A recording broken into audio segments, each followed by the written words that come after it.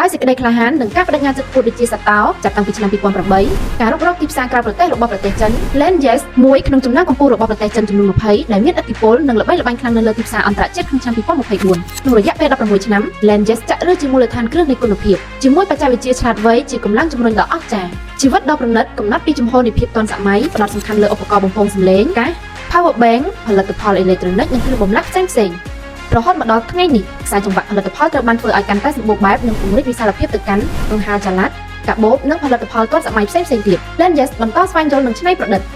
ខណៈពេលដែលឆ្ពោះទៅមុខជាលំដាប់និងបង្កើតសមិទ្ធផលនិងការភ្ញាក់ផ្អើលថ្មីៗជានិច្ចថ្ងៃនេះនៅខាងជើង Landes មានការិយាល័យកណ្ដាលជាង 4000 ម៉ែត្រការ៉េមានបុគ្គលិកច្រើនជាង100នាក់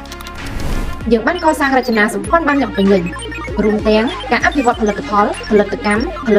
ការត្រួតពិនិត្យគុណភាពយ៉ាងអីវ៉ាន់ប្រតិបត្តិការផ្នែកលក់និងផ្នែកផ្សេងៗទៀត Landes បានបើកហាងលក់ម៉ាកយីហោបានជាច្រើនទាំងក្នុងនិងក្រៅប្រទេសដៃគូដែលមានកិច្ចសន្យាដែលមានទីតាំងច្រើនជាង60ប្រទេសជុំវិញសកលលោក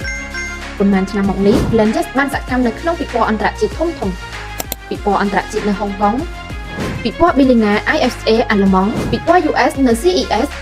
ពិព័រណ៍វៀតណាមនៅ IEAE ស្ថិតនៅជួរមុខនៃឧស្សាហកម្មនេះនិងមានទំនាក់ទំនងយ៉ាងជិតស្និទ្ធជាមួយអតិថិជនជាសកលលើសពីនេះទៅទៀត Landes តាមរយៈកិច្ចសហប្រតិបត្តិការជាមួយនឹងសិល្បករ blogger ល្បីៗនិងអ្នកគាំទ្រម៉ាកយីហោពិតប្រាកដតាមរយៈការផ្សព្វផ្សាយតាមអ៊ីនធឺណិតនិងក្រៅបណ្ដាញឥទ្ធិពលរបស់យីហោនេះលាតសន្ធឹងប្រទេសចិនអាស៊ីអាគ្នេយ៍មជ្ឈមបូព៌ាអឺរ៉ុបអាហ្វ្រិកនិងអាមេរិកនិងបានទទួលការសរសើររីករាលដាលនិងការជឿទុកចិត្តយ៉ាងជ្រាលជ្រៅយើងគួរបញ្ជាក់ពិភពលោកដែលមានឥទ្ធិពលនៅក្នុងគំនិតរបស់អ្នកប្រើប្រាស់គ្រប់រូប